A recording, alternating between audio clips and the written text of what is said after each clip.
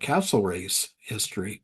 So today, here's our panel. I'm going to introduce them. We had a very quick shift. John Heckman had to send regrets this morning, and Megan, who was already registered as a viewer, we pressed into action. We're really grateful Megan can join us today. So let's start with Renee Lafferty-Salhani. She's an adjunct professor at Brock University. So Renee, congratulations on your retirement. Renee was a social historian of 19th and early 20th century North America, particularly interested in North American religious history, the history of drink and drinking, and the War of 1812. Most recent research project combined those interests by exploring the things which went into and came out of men's bodies during the War of 1812. The central question informing this fluid history asks what these substances, including blood, semen, food and drink, sweat and tears, tell us about the experiences and legacy of the war, both for the men who fought it and the civilians who endured it. Renee has supported us in the past as a member of our academic panel, and we're thrilled to have her back today. So Megan Hamilton, she's a graduate student, originally from Vernon, British Columbia. Megan is a social and military historian of the 20th century. She has an honors BA from Wilfrid Laurier and a master's degree from the University of Waterloo. She is currently located in Oxford, England, where she has become a fully funded PhD at King's College London and the Imperial War Museum. Her dissertation is a study of Second World War Army training across the British Empire. Megan won the inaugural 3-minute thesis competition hosted by the History Symposium. She was one of our panelists last year and has continued to be a strong supporter. And then Melissa Wing, graduate student. Melissa holds a BA Honors in History from the University of the Fraser Valley and is a SSHRC funded graduate student working towards her MA in History at the University of Victoria. Melissa's current research centers on reportage during the Second World War, with a focus on Canadian war correspondence during the Italian and Sicilian campaigns. Alongside her academic work, Melissa works in television as a historical researcher for a Second World War documentary drama series. Melissa is a past finalist in our 3-minute thesis competition and has continued to be an ardent supporter. So thank you all for joining us today. Here are our finalists, and we're going to kick off the competition in just a moment. So we're going to begin with Paige. I'm going to ask the panelists and other competitors if you can turn your microphones and cameras off, and then we'll kick things off with Paige. So Paige, you will start when we hit your first slide, not this one. Let me get my timer queued up here. So Paige is a student at the University of Western Ontario. She's doing her master's in public history, which is due to conclude winter of 2024. So her topic, a 19th century asylum, exploring the heritage of the London Asylum for the Insane. So Paige, you may begin. Okay. Perfect. Okay. In 1870, the London Asylum for the Insane opened its doors to patients from across southern Ontario. For the next almost 150 years, the 300-acre property became home to dozens of buildings, including barns, cottages, a bakery, greenhouses, and a church. When we consider historical asylums, one probably doesn't initially consider the relevance or lasting importance of the institution's buildings. However, by focusing on the built heritage of an institution like the London Asylum, we can not only improve our understanding of the development of mental health care in the late 19th century, but also help explain these buildings to a modern audience. Let me explain. By the latter half of the 19th century, social reformers and psychiatrists were attempting to implement a new Victorian reform idea called moral treatment. This concept dictated that the psychiatric patient experience should be one of kindness, recreation, pleasant conversation, reading, light manual labor, and nature. This idea then influenced the development of the Kirkbride Plan. Utilized between 1848 and 1890, this overarching plan guided the construction and operation of North American asylums. As the London Asylum was built during the height of both moral treatment and the Kirkbride Plan, its architecture is inherently tied to Victorian ideology. The first building constructed at the London Asylum, the main building, was carefully built within these guidelines. Architect Thomas Tracy designed an imposing building with limited outwards ornamentation. He divided the building, like the Kirkbride plan describes, into a series of wings of varying heights. He designed the building for the health, convenience, comfort, and security of 500 patients. It was separated into male and female wards, but both were furnished to give patients a sense of home. They had access to sitting rooms, a bedroom with windows, a large dining room, a library, and an open-air solarium to enjoy the nature.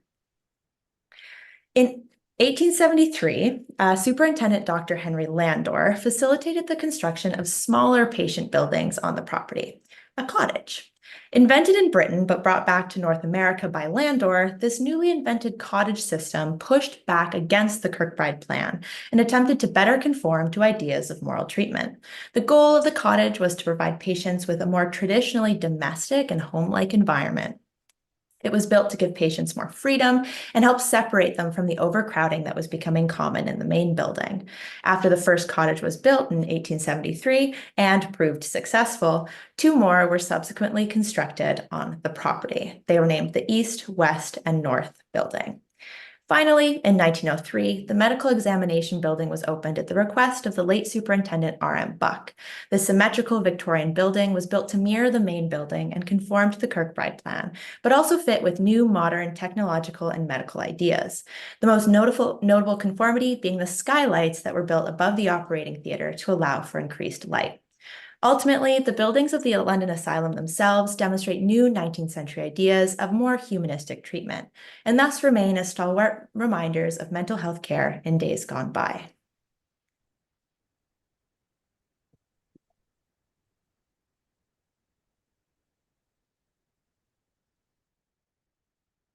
Thank you, Paige. That was great. Our panelists can turn their microphones and cameras back on. I don't know if any of you have any questions or comments for Paige. I do.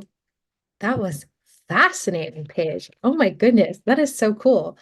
Um, I particularly very intrigued by just the approach to the topic on more of a material history on actually the building. So I just wanted to ask why that approach? Why look at the structure rather than the system? And if you could go a little more into that, and then just a bonus tiny question. Are those buildings or cottages still around, and have you visited them? So one of the reasons why I started the built heritage research on this site is because there's 4 buildings left on the site. There were many, many, many more throughout the institution's 150 years of operation, and they're not in good shape. One recently had a pretty bad fire, and so last summer, this research actually started last summer. I wanted to put out an exhibit for the public looking at the buildings because of how the current property was looking, and it's very kind of relevant in kind of London circles today. A lot of people are interested in what's going on with the property, so I wanted to take it from a historical perspective and look at it that way. So I am looking at patient perspective as part of my MA, but this is kind of my side research into the institution. So, and I have walked around. It is a lovely property. So yeah. Oh, that's so exciting. Oh, I love it. Thank you so much, Paige. That was Yeah. wonderful. I have a question that is more rooted in a kind of a curiosity about something that, depending on where you are in your research, you might not know yet.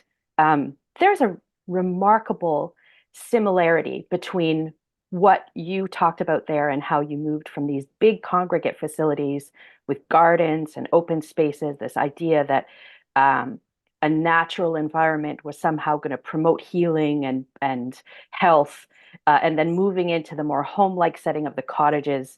There was a very similar, if not identical, idea behind built environments that went into children's homes and orphanages across North America. And one of the problems that they faced there was the expense of them. And people who were worried about tax dollars, for example, going in to support these kinds of institutions, with the children at least, they were always worried that they were basically housing a bunch of delinquents, that they were potentially unworthy. Was there any, I mean, looking at that particular institution, there's a lot of money there. Those are big buildings, big grounds. Where are they getting their money? And was there that similar kind of pushback, that stigma against people who were allegedly insane? Was there pushback about giving them something that was, when you look at it, luxurious? Like, this was one of the concerns with children's homes. Look at the luxury that they're living in. So as far as I know, at least while during the 19th century, early 20th century, it was all government funded. So they are getting the money directly from the government. So I've read reports where it's like the superintendent would like to request a new building be built on the property, right? Because they need to convince the government. Sometimes they got approval, sometimes they didn't. So yeah, coming from the government, I haven't stumbled across anything that has people pushing back against it. I know it was it was the second big official institution built in kind of this area next to Toronto. So I do, from the material, get that there was a need for it. We needed something in this part of Ontario to kind of service the London, Windsor kind of area. I do know that there's record of the second superintendent, Richard Maurice Buck. He was very pro having community members come and visit the institution. This was a really big debate during the 19th century amongst psychiatrists about whether the public should be allowed on the grounds and into the buildings to view the buildings and the patients. And so you had some psychiatrists that were like, no, they don't need to be kind of gazed at like that by the public. But for Buck, he was actually like, it's their tax dollars and they should be allowed to see where their tax dollars are going. So that's all I can report as of now, but Thank you very much. There was an institution that was attempted to be built. They wanted to build it along the Don River in Toronto in the 1860s. And they actually put it to a vote to see if the public would support it. And it was a group of doctors. I think one of them might have come from London. I could be wrong about that. They were attempting to have dipsomaniacs, alcoholics, declared as people who were insane. And they wanted to build this asylum. And they put it to a public vote, and the people in Toronto said, forget it. So, very interesting. Thank you very much. Paige, I really, really enjoyed that. And I really like the material kind of culture aspect of that.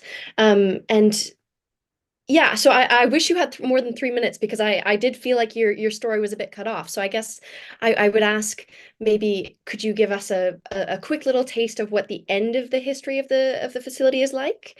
Kind of how long were they used and things like that. And then I was also curious, what would you like to do with this research? I mean, public history, usually, you're hoping to do some kind of public impact or public project with it. So, if you had funding, if you had whatever, time, money, whatever you wanted, what would you like to do with this project? Yeah, so first question there. It stays in operation until 2014. So it's over 150 years that the institution is open. Most of the 19th century buildings remain in use until the 1960s and 70s. By then they build these much larger hospital, more like we would see a hospital as those kinds of buildings in the 70s. And as a result, the cottages get torn down. The main building ends up getting torn down to make way for those ones. And then that's kind of what was used until 2014 when it closes. The medical examination building was used periodically up until about the turn of the century, like early 2000s. And then, yeah, so some of them are still in use, but they move into the modern facilities by the 60s and 70s. And then to answer your other question, So I actually just, little plug for myself, I guess. I have an exhibit, a digital exhibit that just went live that covers all the buildings, I say all, all the buildings that I have photos and material for.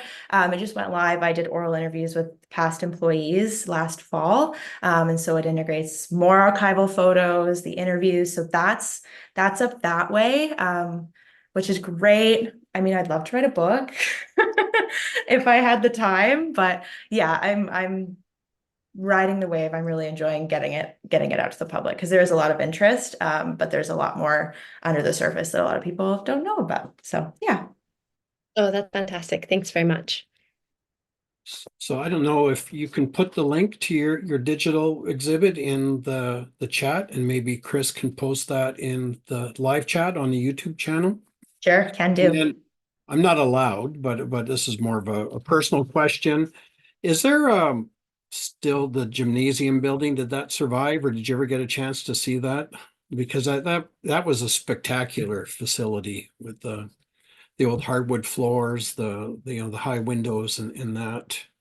Yeah, so the rec hall is one of the four buildings that still survives. It's been designated. However, it is the one that has had the most catastrophic of the fires. So it's No. without a roof.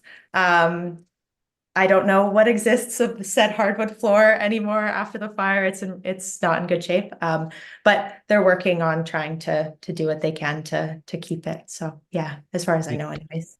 Yeah, it reminded me of like coming out of the set of the movie Hoosiers or something like that. It was such a classic old school gymnasium. So, all right, Melissa, Megan, Renee, are your votes in? Okay, all right, we're going to key up the next one. Thank you, Paige. That was great. All right.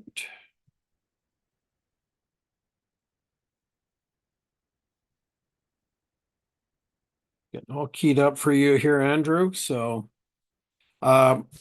next up, Andrew Hawks, also from the University of Western Ontario, doing his master's, targeted to finish April 2024.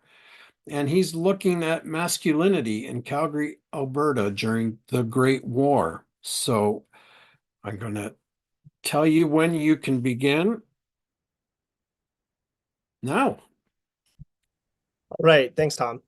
My thesis analyzes masculinity in Calgary, Alberta during the Great War using the framework of hegemonic masculinity. This framework argues that in any given time and space, there is a definition of masculinity that is dominant in society. Hegemonic masculinity refers to the actions and traits that society regards as naturally masculine. It recognizes the important fact that there are multiple definitions of masculinity rather than a single universal definition. My research tests the enduring strength of the hegemonic masculine ideal during the course of the Great War by looking at Calgarian men's wartime letters and their post-war memoirs to elucidate how they as individuals accepted, rejected, or renegotiated the hegemonic masculine norm. It's divided into three body chapters. The first chapter establishes a baseline of hegemonic masculinity at the beginning of the war using the records of Calgary institutions and local newspapers. It argues that in Calgary, as in the rest of the British Empire during the early 20th century, the hegemonic definition of masculinity had become more secular, militarized, and focused on the physical body. The soldier was a vaunted symbol of masculinity, and war was perceived as the ultimate sphere of masculine attainment for men. This fact is reflected by newspaper coverage of battalion departure parades. The parades were rituals of militarized masculinity that celebrated the men in uniform as the living embodiment of the hegemonic masculine ideal. The second chapter of my thesis assesses how hegemonic masculinity in Calgary changed during the course of the war in men's personal correspondence. Wartime letters provided a forum for men to perform masculinity for their loved ones. Their writing reveals how they adapted hegemonic masculinity to fit within their actual experience of warfare. Letters illustrate that individual conceptions of masculinity are often more complicated and less coherent than the masculine ideal. Nevertheless, the men surveyed in this chapter demonstrated their adherence to masculine norms in their letters. The third chapter of my thesis analyzes how hegemonic masculinity was remembered in memoirs. Memoirs gave men the time and the space to reflect on their life and the events of the war.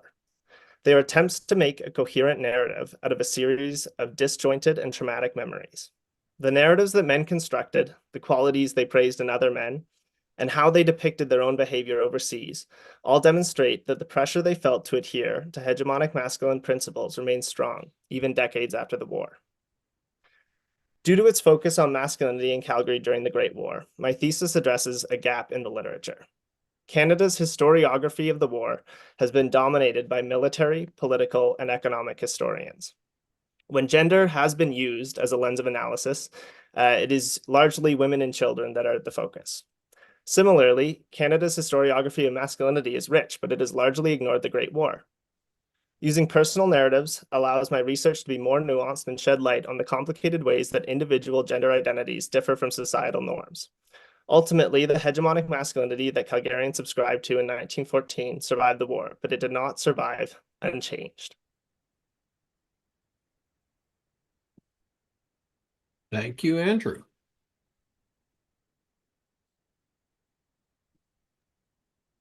Same routine. We'll invite our panelists to ask a question or make a comment if they wish. I'm happy to start this time. Sure.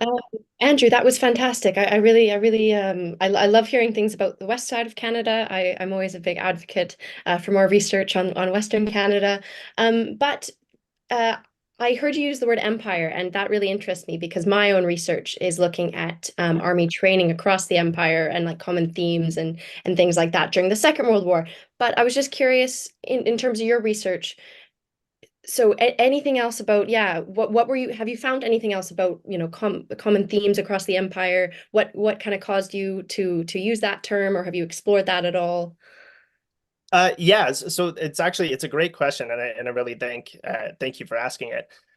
The concept of empire and imperialism ended up, I didn't think it was going to be really central when I began my research on this topic, because, you know, when people think of Calgary, they think of sort of, you know, a unique Western identity or like Western Canada. It's sort of, you know, especially now, it's people in Calgary conceive of themselves as separate sometimes, you know, detrimentally in the overall political scene. But in the research, I actually found that in the demographic history of Calgary, the Great War is a really interesting point in time because Calgary was extremely small before 1901.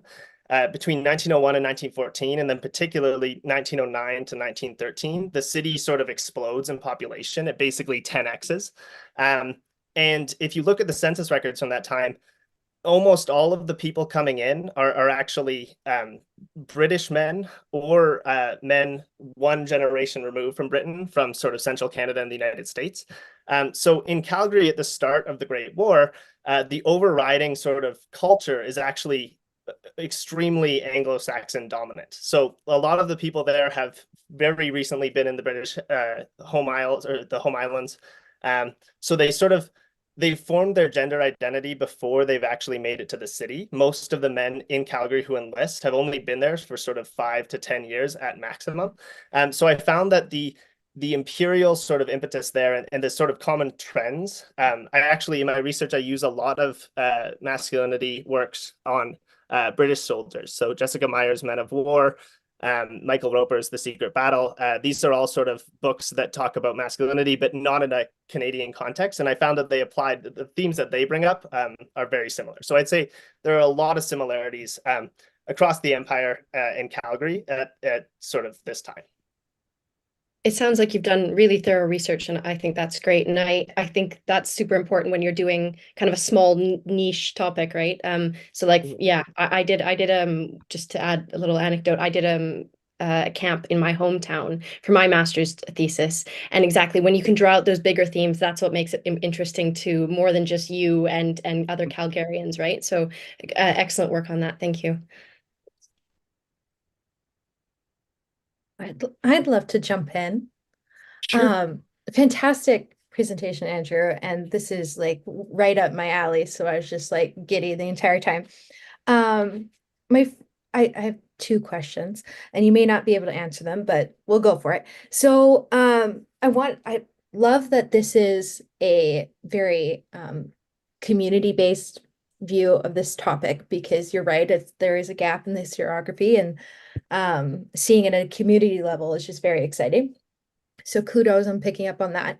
And I'd love to know what archive or what collection you're working with for the letters, and what challenges you have when going through the letters. Because I know, you know, sometimes men just, there's not a much in there, or maybe they're censored, or maybe they're cryptic. So just want to know your approach with analyzing those as you go through your research.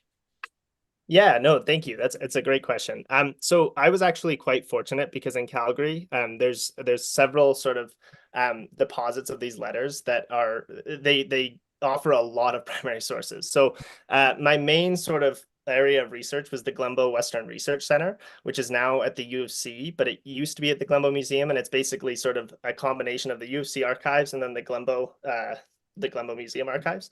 The other main sort of physical repository of letters was at the military museums, which is sort of the local museum here. It contains a bunch of letters from Calgarians who served during the Great War.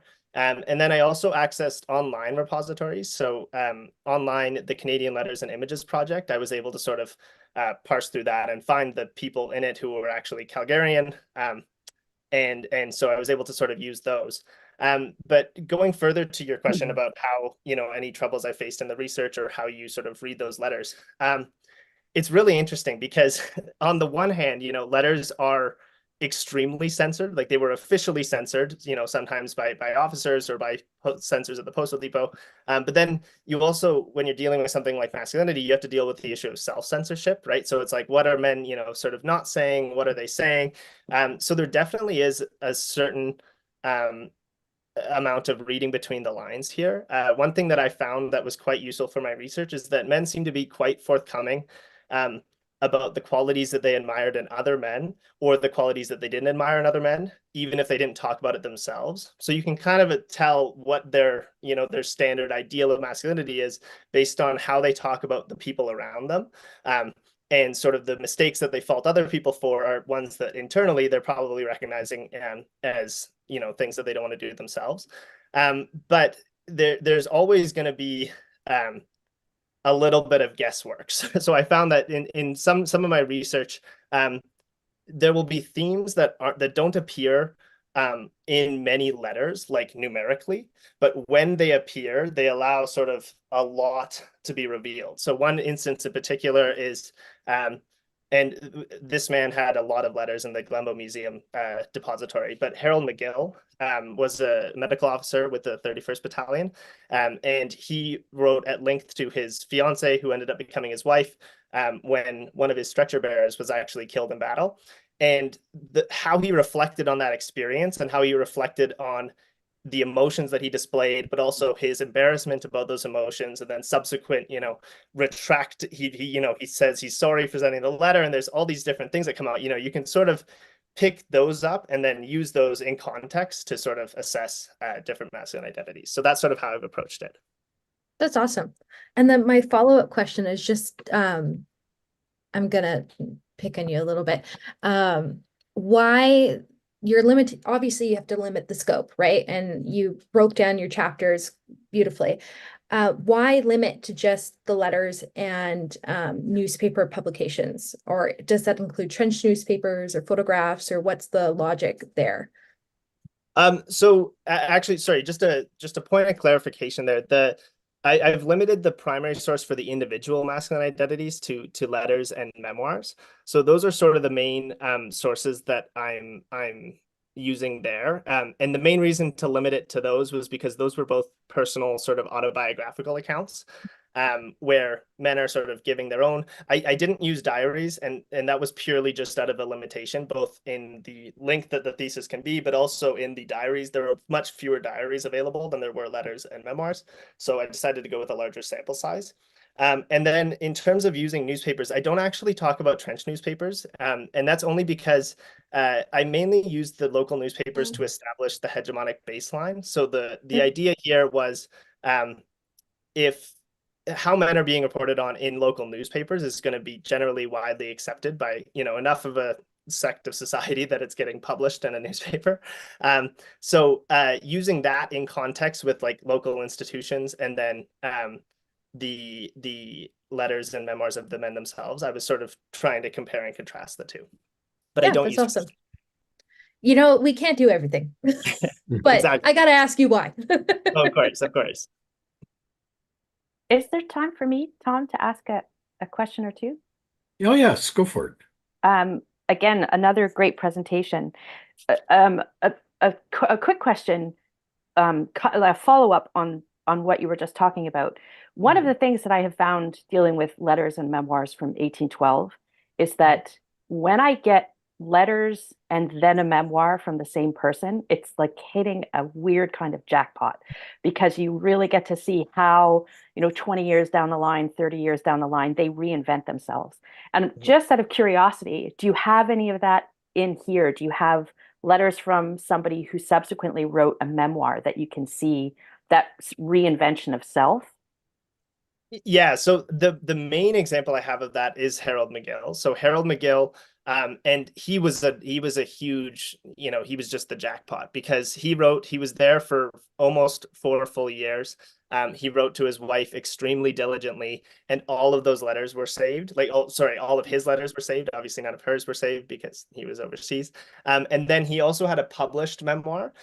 So that was a ton of just material to work on there.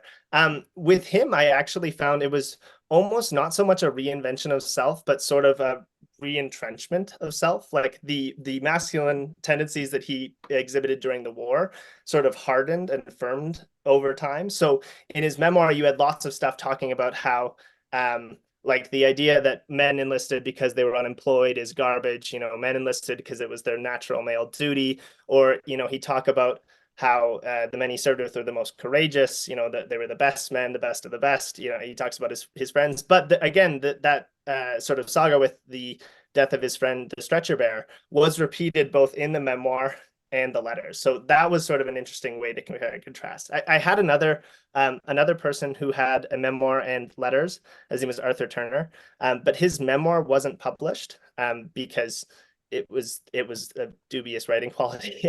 So I still use it in the study, but he didn't have as much material, either letters or memoirs. So there wasn't as much of a comparison. To my thinking, published or unpublished, if he took the effort to put it together, Right. I think it's fair game for what you're doing.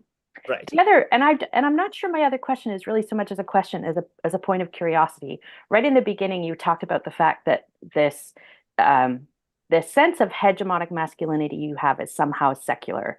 And as a religious historian, all my little alarm bells go off when I hear that for this period, because I immediately think of muscular Christianity. I think of James Opp, whose book, Lord for the Body, talks about the way that men who were religious were able to combine those things. This is the period where Jesus becomes kind of a tough guy in the public imagination.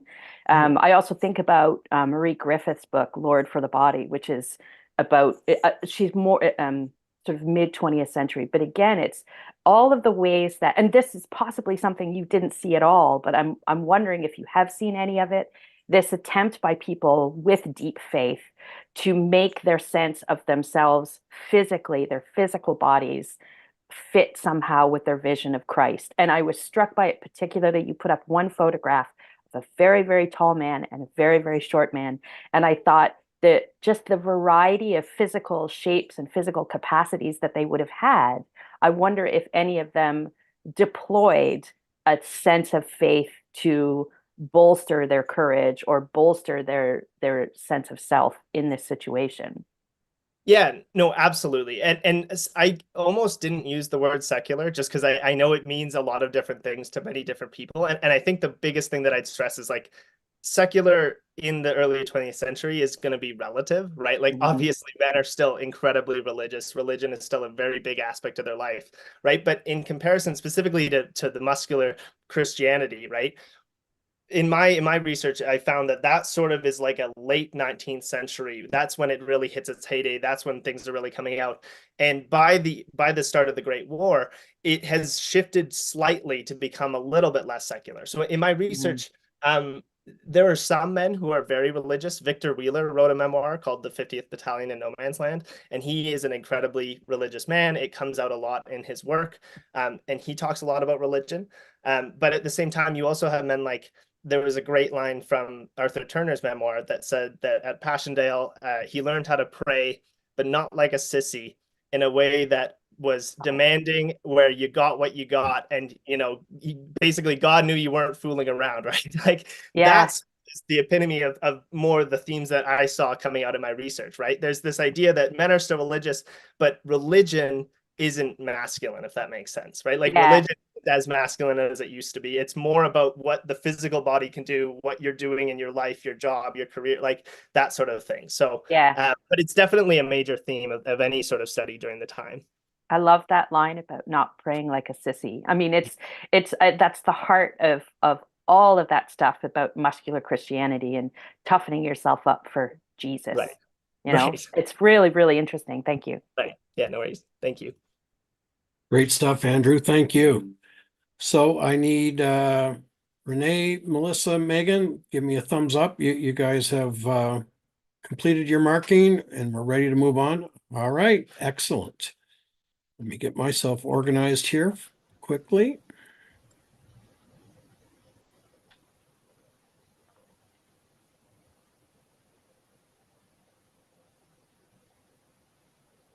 All right, Murad, are you all set?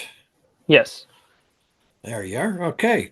So Murad's at the University of Waterloo doing his PhD in history. He's looking at court-martial files and unit morale, how general perceptions dictated discipline. So I will give you the word to start and then away we go. So Thank you may very begin. much, Tom. All right.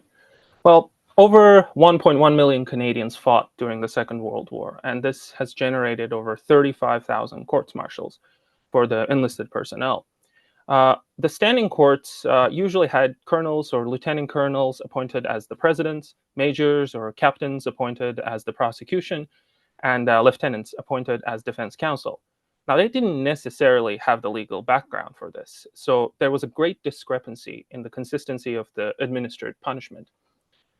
Coincidentally, 1940s is also the formative years of the modern Canadian armed forces culture, and when the understanding of the individual and unit morale was codified. Throughout the war, Canadians were court-martialed for a variety of reasons under the Army Act, mostly included absence without leave, lack of discipline, as well as inappropriate behavior towards Allied and enemy civilians. The behavior of soldiers was codified under the Morale Handbook written for the officers, which explained how enlisted men should behave. Interestingly, this is when Canadian women start serving with the armed forces for the first time, further complicating this matter because the understanding of morale was a strictly gendered matter at this time. Now, the architect of the codified men's behavior, who codified this behavior, was, for the sake of unit morale, was the Director General of Medical Service, Brock Chisholm, who later became the first director of the World Health Organization. Some interesting suggestions were things about alcohol consumption, appetite, and sexual proclivities.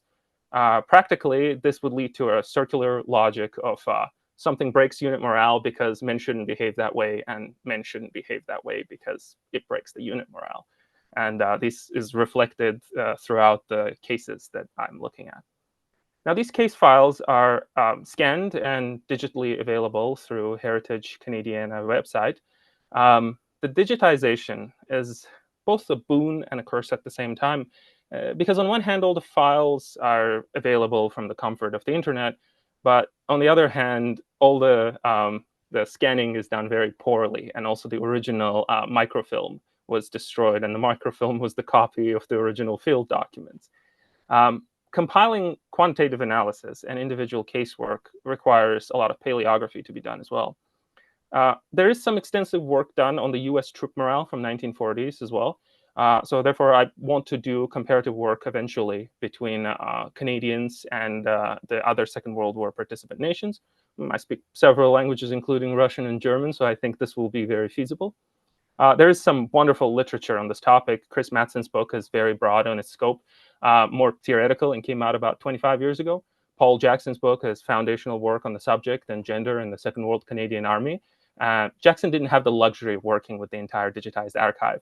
Matthew Barrett's book came out recently, focuses on the officers, which is a whole different world than my focus, who my enlisted men are usually working class. I intend to merge the Mattson's theoretic approach with Jackson and Barrett's ability to look in depth at the case studies. All right, thank you. Thank you very much.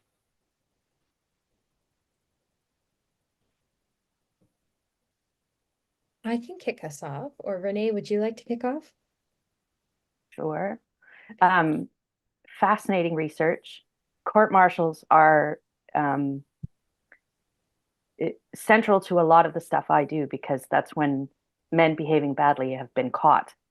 Mhm. It is interesting to me, though. I know from, and this is, 150 years prior, that the presence of women often complicates court martials.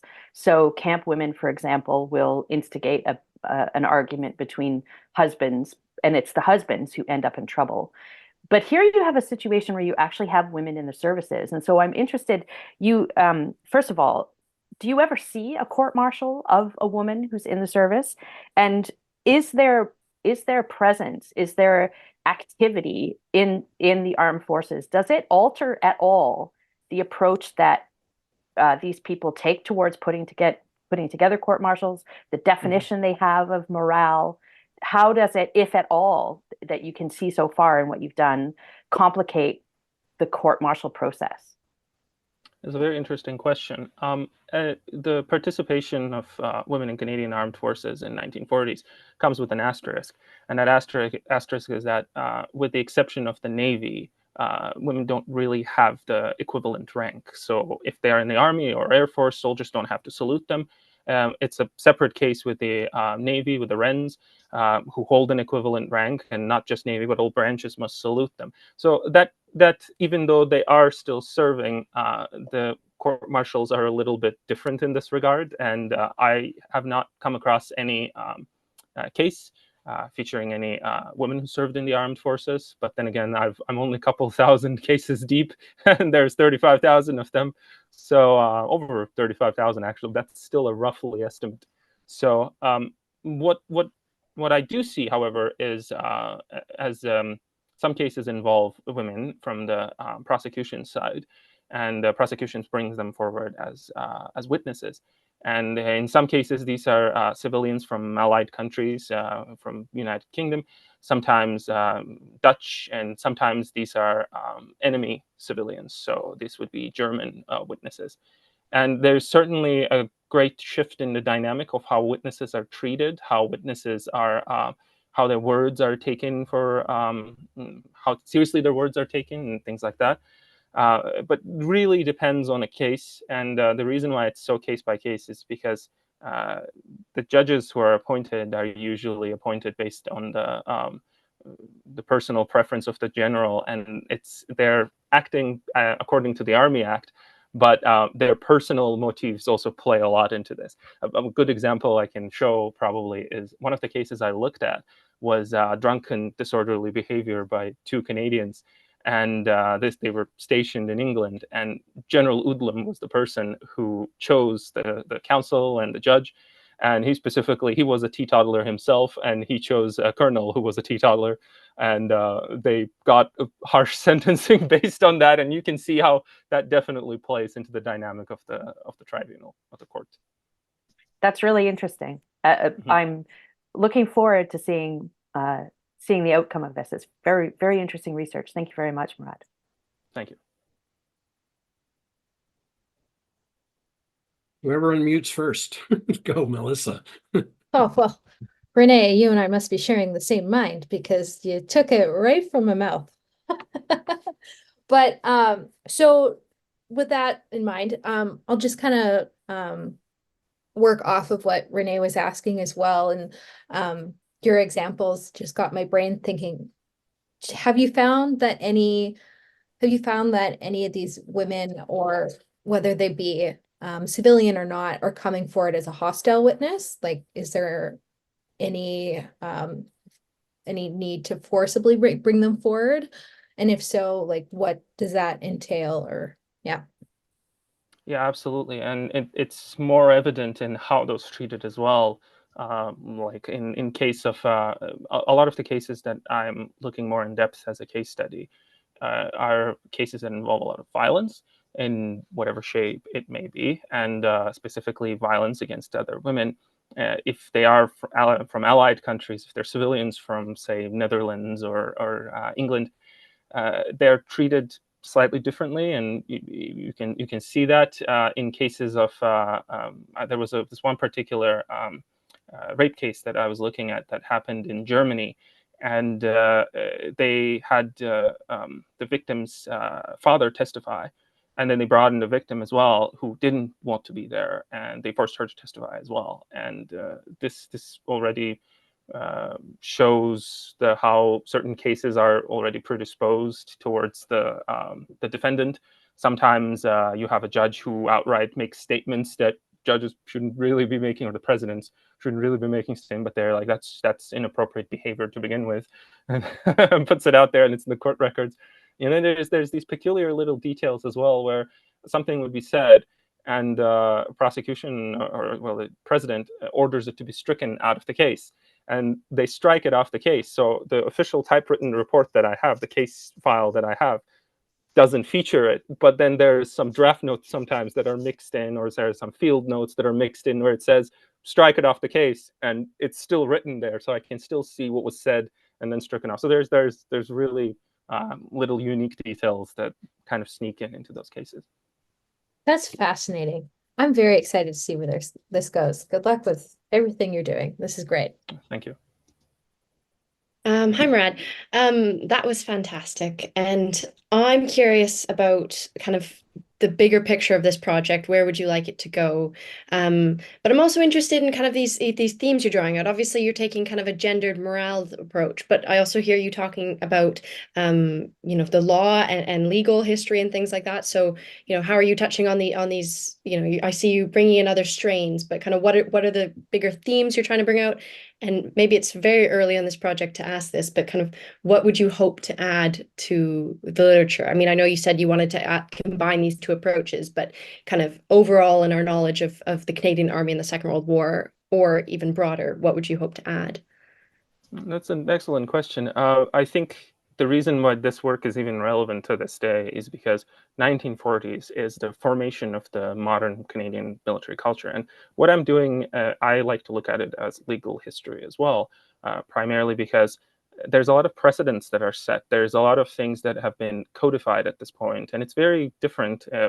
This is a little bit outside of the scope of what I'm working with, but when I look at the World War I cases, there's a very significant and noticeable difference in this. So 1940s is approach is very unique and interesting, and also we don't really have more recent databases available as it is in 19. So this is almost the most recent massive database that's online and available. So I can look actually at all the cases that are presented, and it just allows me to write a statistical, paint a statistical picture of things, as well as look at the case studies. And it's just more general and more rounded than it would be for anything that's still not published. When it comes to morale and discipline, on its own, it shows how people at the time, specifically the Army Medical Commission, understands it, and they write the handbooks that are written for the officers to understand how to deal with these sensitive issues. Is a great insight into the thought process, which sometimes can't be just seen based on the Army Act. Army Act itself is based on the British Army Act. It's very vague at certain points and leaves a lot of things for the interpretation. And law is a precise endeavor and does not like those fuzzy points at some points. But then at some points, it's also written for the sake of the judge being able to address it based on the preferences at the time and at the field as well.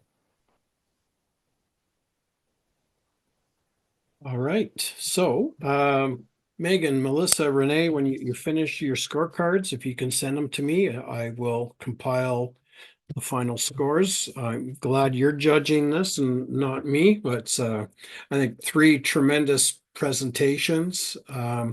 Andrew and Paige, if you can turn your cameras back on, and then once they've sent off their scorecards, then you guys can chat amongst yourselves while I compile that. So. If I could just say, all 3 of these presenters, all 3 of you, your research is amazing and exciting, and I was so impressed with all of them. It really hurts to have to rank them. It's very hard, Tom, so I blame you for that. But I thank the presenters for just a really excellent series of presentations and discussions. That was wonderful. Thank you. I echo the same thing, and I'm so excited to read all of these works once they're done and dig into them. And Paige, as soon as you said you had an exhibit already open, I was like, oh, where's the link? So thank you for putting it in the chat. I hope you enjoy. Oh, I will. I'm very excited. But all of these look great and fantastic job. All right, and then for our viewing audience, I do believe Chris has the poll open there as well too. So our audience also has a chance to send in their rankings. Tom, a slightly technical question. I just sent it to your personal email that you had sent me the scorecard, but if I need to resend that to the inquiries email, I can do that. No, I'll get both. So Perfect. Thank you. Okay. Yeah, no, I echo the other panelists. That was fantastic. I'm completely, I have no guess as to who's going to win. I'm very curious.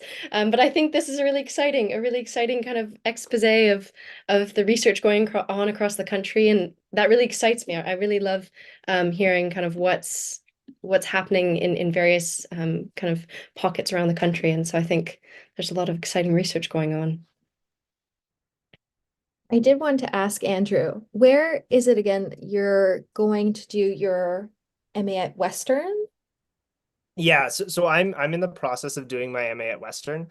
Okay. I've completed the coursework and I'm just now in the process of researching and writing the thesis. Perfect, because there's a is- scholar out that way who Yeah. I think if you ever run into Brittany Dunn, make sure to hound her with questions because she's moving up to Ottawa now. Did you hear that was Yeah. just announced? Yeah, she got the Canadian War Museum Fellowship, which is so exciting. Oh, wow. Yeah. But she does her research in masculinity during the First World War as well. And she'd Perfect. be a great resource. So if you Yeah. ever want to get in contact. No, that's amazing. Thank you so much. It's always interesting to look around and see who else is doing sort of similar stuff, and because there's so many questions come up that you want to ask people, but it's hard without an understanding of sort of the existing research and stuff. Mhm. Yeah. Are you? And as you noted, there's not a lot of people doing that research. So there's just a few of you. It's true. It's true. Andrew, can I guess? Are you working with Jonathan Vance? Jonathan Vance is he's my second reader. My supervisor is Robert Wardoff. Oh, So okay. he's sort of the main Canadian historian who I had worked with before, because I did my undergrad at Western as well, but it wasn't in history. It was in international relations. So in my undergrad, I got to know some of the profs in the history department quite well. And so he was the one I had the closest working relationship with. That's excellent. Yeah. And I'm curious, Paige and Murad, what are your backgrounds that you're coming into this research with? I did my undergrad at Western in history. And I've always been doing public history without realizing it was a thing. And then one of the profs that helps run the program, she was like, I think our program would be good for you. So yeah. Oh, very nice. I did my undergrad and master's at Waterloo, but my undergrad was in a different field. My undergrad was in applied health, and my master's was in Arctic security. Very nice. If I could just jump in for a quick second, I would love to be able to continue this discussion, and I hope it does. But I know last year, some of you will remember, Tom mentioned that one of the sort of driving forces behind us starting the idea of the 3-minute thesis was a good friend of ours, Ray Hobbs. And Ray passed away, unfortunately, a few years ago. He was a professor, but he was always, with us, he was always trying to reach out to a younger generation of historians. And so really it's because of him and sort of through his memory that we really started this competition. And I know Tom mentions it usually at the conference every year, but I just wanted to make everybody aware that he was a hugely important influence on both our lives, and he's really, really important to this. So thank you to Ray. And I see Tom coming back on, so I'm going to turn the mic back over to him. Yeah, and then Chris, let me know when you close the poll. I can't quite see what's happening over there, so. I told them they could have until 3 o'clock, so they've got 2 more minutes. With those 2 minutes, I just want to echo what Chris said and mention that through this 3-minute thesis competition over the past couple of years, as Megan and I have been involved with it from the beginning, gotten to know Megan better, gotten to know other scholars across Canada better. This competition is very unique in the sense that it is digital. So you get to meet people from across the country. So it's been great to build those connections through this. And yeah, it's just good fun. And you get to hear really cool, nerdy history projects, which is the best part of my day, my week, my life. So it's great. Well, this is always one of my favorite days in the year. And I just, for those of our audience watching, point out that while each have 3 minutes to talk, for that 3 minutes, there's hours and hours of preparation and putting together the slides.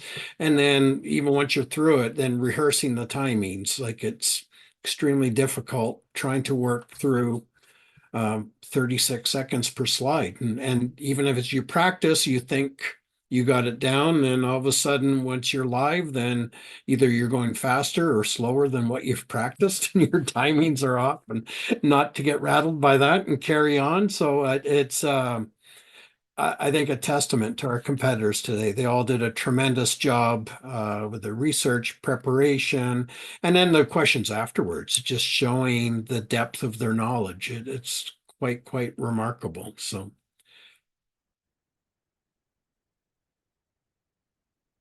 see Chris looking. Have we closed it? I did. I just closed it. Yeah. All right. I think we might have an alignment between our audience and then our panels too. So I'll start off with third place. So our third place finisher, but not by a large margin, that's for sure. All three scores are remarkably similar, but congratulations to Murad Alizada. So second place. And our People's Choice winner is Paige Milner. So congratulations, Paige. And then the overall winner of our competition this year is Andrew. So congratulations, Andrew. Well done. So yeah. Thanks so much, Tom. Oh, our pleasure. So we'll stay on the line or do our housekeeping by email, but I'm going to wrap up our live stream right now. Thank you for everyone who joined us, watched us. Thank you so much for our panel. You guys did a fantastic job, and also really appreciate the welcoming nature, the warmth, and the easy way you worked with our competitors, and hopefully that helps attract more people in the future. And then to our competitors, just a fantastic job all around. Thank you so much. Thank you, Tom, for putting this together. It's always a lot of fun. Yeah, even though I challenge you, Renee. Yes, indeed. I'll buy you a beer somewhere along the way. Okay. You can I have some think wine in my tent. So it's yeah. owed. All right. So we can stay on here.